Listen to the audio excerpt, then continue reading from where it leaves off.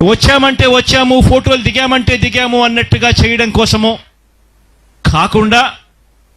అధికారులకు అన్ని రకాలుగా వాళ్ళకు కావలసిన వనరులన్నీ కూడా వాళ్ళకి ఇచ్చి అధికారులకు అందరికీ కూడా వారం రోజుల పాటు వాళ్ళకు సహాయ కార్యక్రమాలలో ఏమాత్రం కూడా అలసత్వం లేకుండా చెయ్యాలి అని ఆదేశాలు ఇచ్చి కలెక్టర్లకు ఆ మేరకు టైం ఇచ్చి ఆ మేరకు వనరులు ఇచ్చి గ్రామ సచివాలయాల దగ్గర నుంచి వాలంటీర్ల వ్యవస్థ దగ్గర నుంచి ప్రతి వ్యవస్థను కూడా యాక్టివేట్ చేసి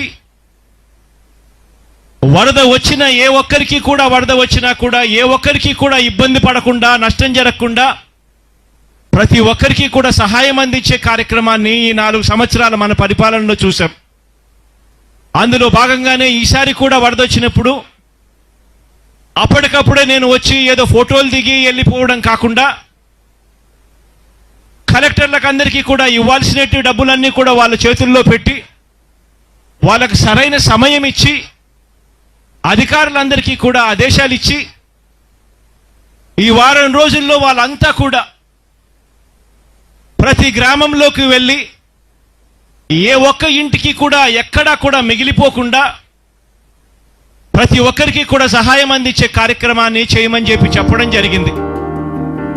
ఇందులో భాగంగానే ఈరోజు ఆ మాట చెబుతూ నేను కలెక్టర్ గారికి ఇంతకు ముందు చేశాను, ఇప్పుడు కూడా ఇదే కార్యక్రమం చేస్తా ఉన్నా. ఒక వారం రోజుల తర్వాత నేనే వస్తాను,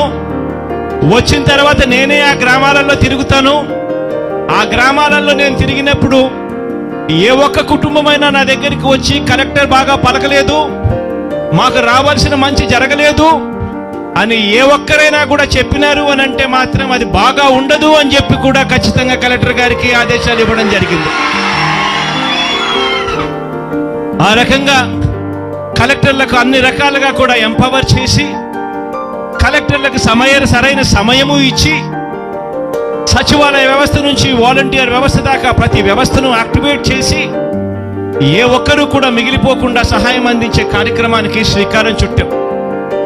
ఆ నేపథ్యంలో